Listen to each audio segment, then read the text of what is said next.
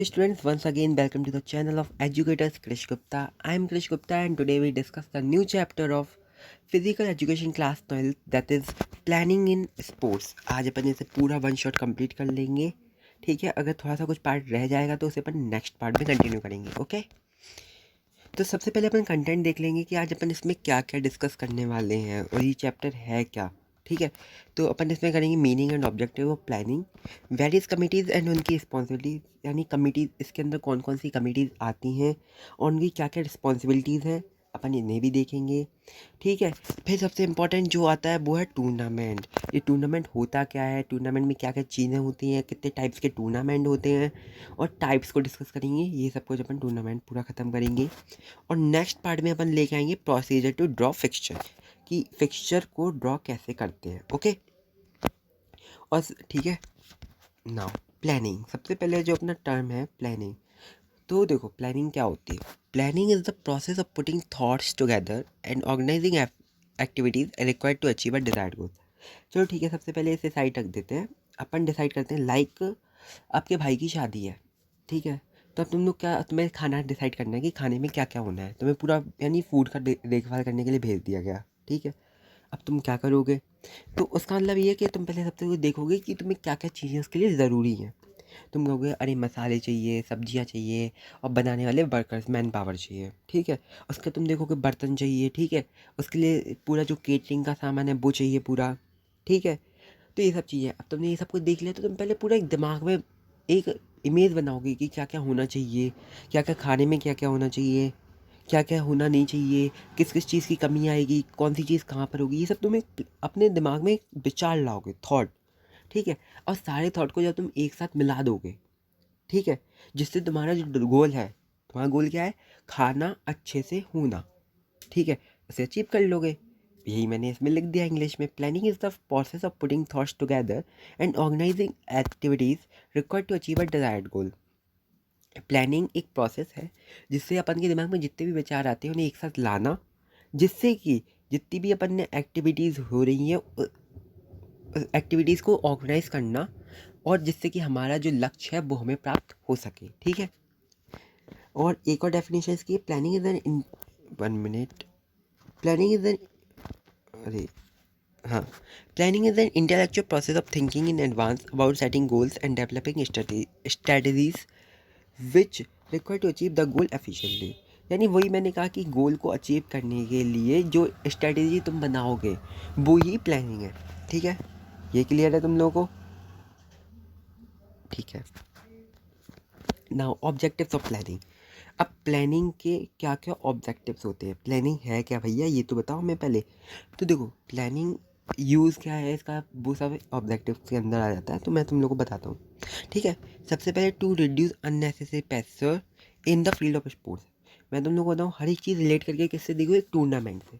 तुम्हें एक हेड हो, तुम्हें एक टूर्नामेंट ऑर्गेनाइज करना है, उससे बिल्कुल कोरिलेट कर लो, तुम्हें पूरा चैप्टर समझ में आ जाएगा. बहुत मक्खन, सही कह रहा, बिल्कुल मक्खन समझ में आएगा. ठीक है, जैसे मान लो तुम्हें स्कूल में हो तुम. ठीक है, मान लो सर ने कह दिया कि एक गेम होना है, स्पोर्ट्स मीट होनी है. ठीक है, तुम कहोगे कि भैया ठीक है, तो तुम पहले पूरा प्लान बनाओगे कि कौन सी चीज़ कैसी होनी चाहिए. ये चेस का गेम है, ये बास्केटबॉल गेम है, ये फुटबॉल गेम है. सब कुछ अपने अपने टाइम पे देखो. उन्होंने कहा 3 दिन में सारे गेम्स करने, तो एक संग एक से ज़्यादा गेम्स होंगे तुम्हारे ऊपर. अब देखो तुम हेड हो तो सारा प्रेशर तुम पे होगा, पर अगर तुम्हारे पास खुद प्लानिंग है तो जो अननेसेसरी प्रेशर होगा वो नहीं होगा. ठीक है, तो ये अननेसेसरी वो प्रेशर को रिड्यूस करता है. To maintain a good control over all the activities which are performing in the tournament.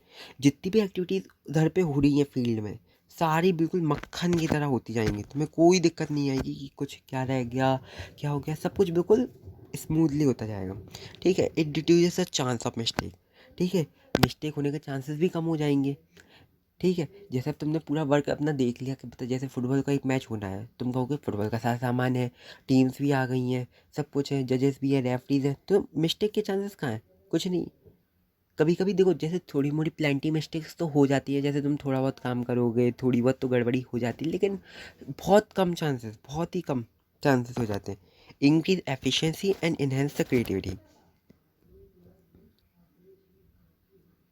अब देखो तुम एफिशिएंसी, तुमने देखा कि तुमने बहुत सारे, तुम सालों से एक बार यानी स्पोर्ट्स मीट को अरेंज करते हो, तो तुम्हारी क्या होगी एफिशिएंसी। अब तुम्हें पता है कि क्या क्या करना है।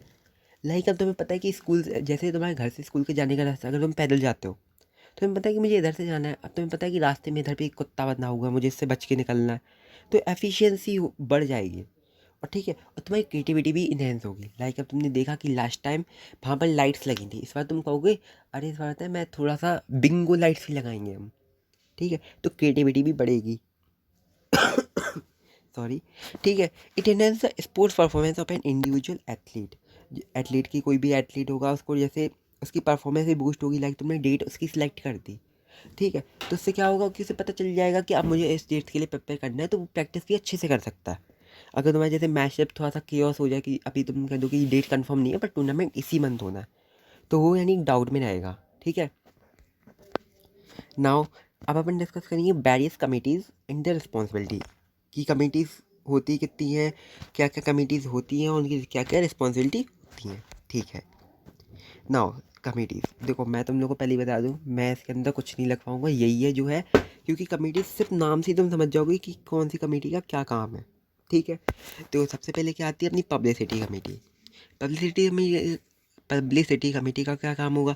लाइक तुमने देखा होगा जैसे होर्डिंग्स लगवाना, और जैसे मान लो बहुत बड़ा बड़ा टूर्नामेंट है तो यूट्यूब पे भी ऐड तुम देख सकते हो, और हर जगह थोड़ी सी ऐड चलाना, प्रिंट मीडिया में भी आना, न्यूज़पेपर में भी आना।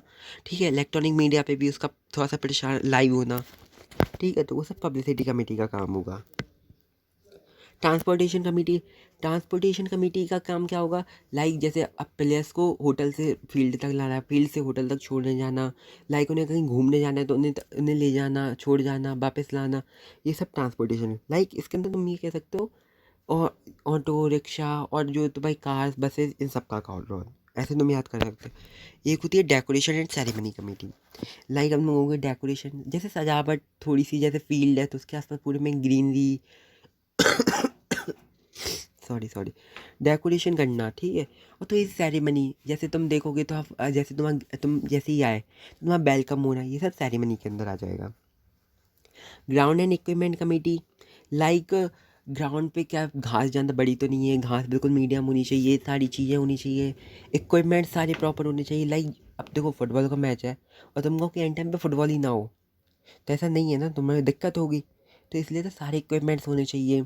अगर मान लो फुटबॉल का मैच है तो फुटबॉल भी होनी चाहिए, नेट भी होना चाहिए, सारे वो कॉर्न शेप्ड आते हैं वो भी सारे होने चाहिए। ठीक है, कमेटी फॉर ऑफिशियल्स, एक कमेटी स्पेशली बनाई जाती है जो सारी ऑफिशियल्स का ख्याल रखती है। और ऑफिशियल्स में कौन आते हैं, ऑफिशियल्स में आएंगे रेफरी, जजेस, बाउंसर्स। ठीक है, ये सब ऑफिशियल्स हो जाते हैं। अनाउंसमेंट कमेटी जो सबका अनाउंस करे कि कब क्या हो रहा है, लाइक कितने रन हो गए हैं, पूरी एक तरीके से कमेंट्री एक तरीके से इसके अंदर आ जाती है। पर कमेटी जो वो होती है ना, क्या, वन मिनट सॉरी, मैंने भी क्या बोला, अनाउंसमेंट कमेटी। ठीक है, जो यानी तुमने देखा होगा कि जो लोग थोड़े से चेयर करते नहीं, हाँ जैसे तुम लोगों ने देखा होगा कुछ लोग थोड़ा कमेंट्री करते हैं, कमेंट्री इंटरटेनमेंट भी आता है। ठीक है, अनाउंसमेंट कमेटी में जो अनाउंस करना है एक तरीके से ऑफिशियल अनाउंसमेंट करना। फर्स्ट एड कमेटी क्या होगी, फर्स्ट एड कमेटी जैसे किसी प्लेयर खेलते वक्त इंजर्ड हो गया तो उसका पूरा ख्याल रखना, उसे ट्रीटमेंट देना, वो सब फर्स्ट एड कमेटी का काम है। उसके सबसे इम्पोर्टेंट आती है फाइनेंशियल कमेटी। फाइनेंशियल कमेटी का काम क्या होगा, लाइक जैसे फाइनेंस का पूरा देखना, पूरा बजट प्रिपेयर करना, कौन सी चीज़ कितने की है, वो सब का पूरा लेखा जोखा जितना भी पैसों का पूरा है वो फाइनेंशियल कमेटी का काम है। और एक लास्ट जो कमेटी होती है वो होती है committee for refreshment and entertainment. इनका काम होता है जैसे खाना माना देखना और एंटरटेनमेंट। लाइक तुमने चाइल्ड लीडर्स और जी कमेंट्री करते हैं, कमेंट्री करते हैं, ये सब आ जाएंगे committee for refreshments and entertainment के अंदर। नाउ रिस्पॉन्सिबिलिटीज़, अब किसकी क्या क्या रिस्पॉन्सिबिलिटीज़ होती है। देखो इसमें है अपने पास तीन, pre, post and sorry, pre, during and post. ठीक है, तो प्री यानी कि मैच के ड्यूरिंग टूर्नामेंट से पहले। ठीक है, क्या क्या चीज़ें होनी चाहिए। सबसे पहले अपन को बजट बनाना होगा टूर्नामेंट का, कि क्या क्या कितने का खर्च है, क्या क्या कितने पैसे चाहिए, कितने स्पॉन्सर्स हमें लेने पड़ेंगे, कितनी ब्रांडिंग करनी है, क्या क्या पहनेंगे, क्या क्या, ये सब पूरा बजट बना के चलना पड़ेगा। Form the various committee for organizing committee, देखो सारी कमिटीज़ बनाना कि कौन सी कमिटीज़ का कौन हेड होगा, सारी कमिटीज़ डिवाइड कर लेना, ये सब काम भी प्री मैच होगा, ठीक है। और ऑर्गेनाइजिंग कमेटी क्या क्या, कौन सी टीम क्या क्या ऑर्गेनाइज करेगी, कौन सी कमेटी क्या क्या काम करेगी, सब कुछ पहले से डिसाइड होता है। उसके बाद प्राइज़ एंड सर्टिफिकेट का अरेंजमेंट करवाना। लाइक अब तुम ये कह दो कि भैया तुमने प्राइस तुम लोगों ने पहले ही डिसाइड कर लिया कि क्या क्या देना है। लाइक जैसे सर्टिफिकेट का हुआ है, मेडल का हुआ है, कभी कभी गिफ्ट्स भी होते हैं, लाइक यानी महंगे महंगे कैश प्राइजेस ये सब। Fix the date and tournament venue, यानी जो डेट है कि किस डेट को मैच होना है और जो वेन्यू कहाँ पर होना है वो सब डिसाइड करना है, ये सब प्री मैच होता है। अब ड्यूरिंग क्या होगी, ड्यूरिंग में होगी टू मेंटेन प्रॉपर डिसिप्लिन, यानी देखो तुम्हें पूरा डेकोरम बना के चलना पड़ेगा कि किसी में लड़ाई ना हो, कोई रेफरी जैसे इसमें कोई दिक्कत ना हो, सब कुछ बिल्कुल स्मूथली वर्क होता जाए, ठीक है। उसके बाद दूसरा है टू प्रिपेयर प्रॉपर रिकॉर्ड, यानी तुम्हें सारे मैचेस का बिल्कुल पूरा अच्छे से रिकॉर्ड बना के रखना पड़ेगा कि कौन सी टीम लीड कर रही है, कौन सी टीम डाउन में है, कौन सी टीम मिड में है, कि कौन सी टीम कितना यानी रनर अप है क्या है, वो सब तुम्हें पूरा रिकॉर्ड बनाना पड़ेगा during match. To provide an update information to electronic and print media, like आपने देखा हो आईपीएल और जो वर्ल्ड कप ये सब जो बड़े बड़े मैचेस होते हैं, इसमें जैसे मान लो कभी वेदर की वजह से कभी कभी दिक्कत आ जाती है, कभी कभी वो लोग हर टाइम पे अपडेट देते रहते हैं कि क्या हो रहा है, कौन है बैटिंग पे, या फिर कभी क्या हो, कितने रन बने, बार बार वो ग्राफ आता रहता है, या कौन आउट हो गया, बार बार ये इलेक्ट्रॉनिक और प्रिंट मीडिया को सब कुछ भेजना पड़ता है, ठीक है, सारी अपडेट देनी पड़ती हैं, ठीक है। पोस्ट मैच, अब मैच के बाद क्या होगा, ये तो बहुत सिंपल है, सारे प्राइज़ और सर्टिफिकेट देना विनर्स को, ठीक है। सारे रिकॉर्ड्स में देखना पड़ेगा कि कौन क्या क्या रिकॉर्ड, कौन कौन जीता, उसका एनालिसिस करना एक तरीके से। टू प्रोवाइड डिटेल रिजल्ट, यानी वो एक तरीके से रिजल्ट प्रोवाइड करना कि कौन विनर है। और लास्टली चीफ गेस्ट का ऑनर करना, जैसे तुमने किसी मिनिस्टर को या फिर कोई फेमस पर्सनैलिटी को बुलाया तो उसका ऑनर करना। उसके बाद टूर्नामेंट क्या होते हैं, अब ये देखो ये सबसे इम्पोर्टेंट है, ठीक है। इस पे तुम लोग स्टार भी लिख सकते हो, ये सबसे इम्पोर्टेंट है, ठीक है। Tournament is a competition involving a relatively large number of competitors all participating in a sports और गेम। टूर्नामेंट एक कंपटीशन होता है जिसमें बहुत सारे कॉम्पिटिटर्स आते हैं जो कि स्पोर्ट्स और गेम्स में पार्टिसिपेट करते हैं, ठीक है। फिजिकल यानी गेम्स की बात करेंगे अपन। Tournament are organise at various level such as zonal, state, national और इंटरनेशनल लेवल, यानी जो टूर्नामेंट होंगे वो बहुत लेवल्स पे हो सकते हैं, लाइक जोनल में भी हो सकते हैं, स्टेट में भी हो सकते हैं, नेशनल, इंटरनेशनल। जोनल में लाइक जिस डिस्ट्रिक्ट या डिवीज़न में तुम रहते हो वो, स्टेट यानी पूरे जिस स्टेट में तुम रहते हो, नेशनल पूरे ऑल ओवर इंडिया का, या इंटरनेशनल लेवल यानी किसी देश में हो रहा है जहाँ पर बाहर की कंट्रीज भी पार्ट ले रही। इसके एग्जाम्पल होंगे ओलंपिक गेम्स। अब तुम लोग ये कमेंट सेक्शन में बताओ ओलंपिक गेम्स किसके अंदर आएगा, जोनल में, नेशनल में, इंटरनेशनल में या स्टेट में, किस में आएगा, ठीक है। वर्ल्ड कप और एशियन कप, ठीक है, ये भी होंगे। एक होगा आईपीएल। अब तुम लोग हमें मुझे एक कमेंट में एक भी बताना कि आईपीएल किस में आएगा, जोनल में आएगा, स्टेट में आएगा, नेशनल में आएगा या इंटरनेशनल में आएगा, ठीक है। उसके बाद ये एक बहुत अच्छा नोट है, before organizing a tournament it is very essential to prepare good plan. देखो इधर पे भी प्लानिंग की बात आ गई ना, जैसे हमें टूर्नामेंट ऑर्गेनाइज करना है उससे पहले ज़रूरी है कि आपके पास अच्छा एक प्लान होना चाहिए, ठीक है। अब इम्पोर्टेंस, टूर्नामेंट की इम्पोर्टेंस क्या है, हमें क्यों ज़रूरत है इसकी, ठीक है। सबसे पहले डेवलपमेंट ऑफ स्पोर्ट्स स्किल, देखो वो पहले शॉर्ट थी है, स्पोर्ट्स है, ठीक है, ठीक है। Development of sports skill, the maximum number of participation in tournament not only develop technical skill of the sports but also tactical issues. The sportsmen acquire efficiently in the skill and finally they show marked improvement in the game. जैसे अब मान लो तुम लोग देखो कि एक इस tournament में बहुत ज़्यादा मैक्सिमम नंबर ऑफ पार्टिसिपेशन हुआ, अब तुम्हारी क्या होगी, तुम्हारी स्किल बूस्टअप होगी। जैसे तुम अब मान लो तुम अपनी क्लास में हो, जैसे क्लास क्या होती है, लाइक तुम क्रिकेट खेलते हो तो तुमने अपने स्टेडियम में गए, तुमने अपने कोच से प्रैक्टिस ली, जो वहाँ पर और लोग सीख रहे थे उनके संग मैच किया, तुम वहाँ पर विनर हो। पर इधर पे क्या है, दूसरे लोग भी आएंगे, तुम्हें उनसे भी कॉम्पीट करना है, जिससे क्या होगा तुम्हारी टेक्निकल स्किल्स बढ़ेंगी, तुम उस गेम के प्रति यानी तुम्हें पता चलेगा कितना कंपटीशन है और तुम उसे और अच्छे से बूस्टअप करोगे अपनी टेक्निकल स्किल्स को। और इससे तुम्हारी टैक्टिकल इश्यूज़, लाइक तुम्हें क्या क्या टैक्टिक्स, लाइक चेस है, चेस तुम कभी अपने एक प्लेयर के संग खेल रहे हो, तुमने उसे हरा दिया, ठीक है, पर उससे भी तो कोई अच्छा प्लेयर हो सकता है ना, तो तुम्हारी टैक्टिक्स पढ़ेंगी कि ये इसने कोई ऐसा मूव चल दिया तो मुझे इससे बचना है, लाइक टैक्टिकल इश्यूज़, ठीक है। The sportsman acquire the sportsman acquire efficiently in the skill and finally they show marked improvement in the game.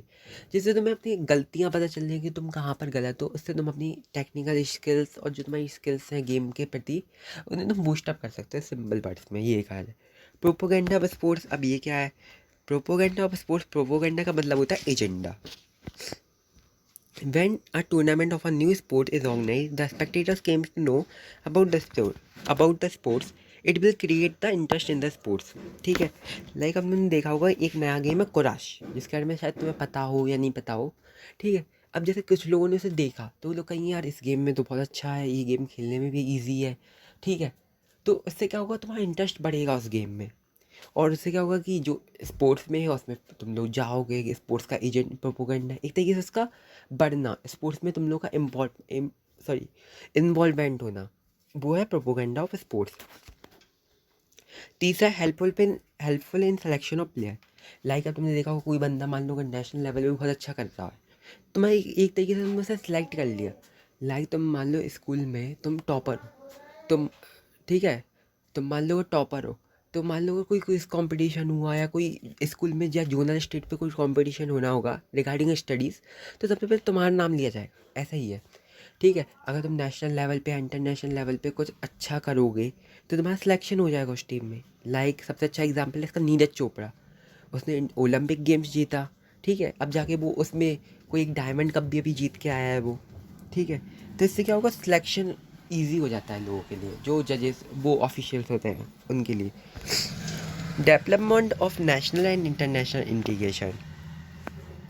From this tournament it create integration between the international unity and brotherhood.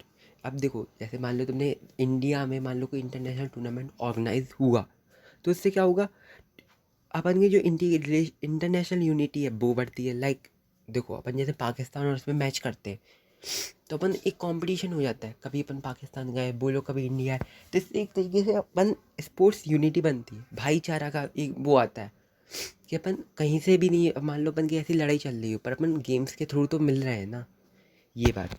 ठीक है, ये तुम लोग को समझ में आए। उसके जाते हैं इंपॉर्टेंस ऑफ टूर्नामेंट, इसके अंदर 2 पॉइंट्स और हैं। Development of social equalities. Like अब तुम देखो कोई सी भी कास्ट, गेम्स में कोई भी कास्ट नहीं देखता, अगर तुम बहुत अच्छे प्लेयर हो तो तुम जीत सकते हो।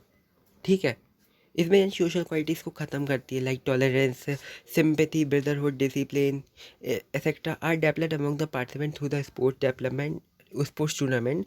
Develop ethical issues such as fair play, justice. इससे सोशल क्वालिटीज़ यानी जैसे टॉलरेंस, सिंपैथी, ये सब तुम्हारे अंदर बढ़ेगी। ठीक है, source of recreation. Sports tournament provide ample creation to the spectator to maximum recreation. Organizers do not hesitate to make a large expenditure.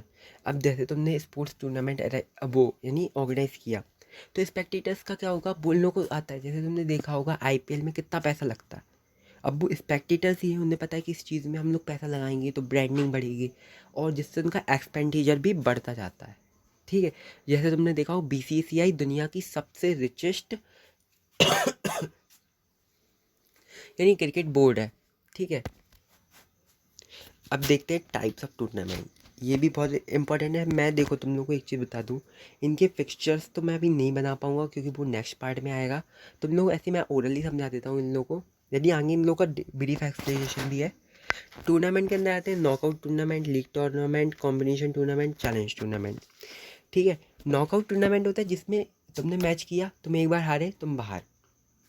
League tournament में क्या होता है, यानी तुम्हें एक बार मौका दिया जाएगा खेलने का। ठीक है, कॉम्बिनेशन टूर्नामेंट यानी ये कुछ और नहीं है, ये नॉकआउट और लीग को मिला दिया, यानी तुम्हारे मैचेस भी सबके संग होंगे, पर अगर तुम एक बार आउट हुए तो तुम बाहर। ठीक है, और चैलेंज टूर्नामेंट लाइक तुमने WWE देखा हो, तो इसमें क्या होता है, एक दूसरे को चैलेंज करना होता है, ये सब एक दो एक 1 वर्सेस 1 होता है। ठीक है, तो सबसे पहले देखते हैं नॉकआउट टूर्नामेंट।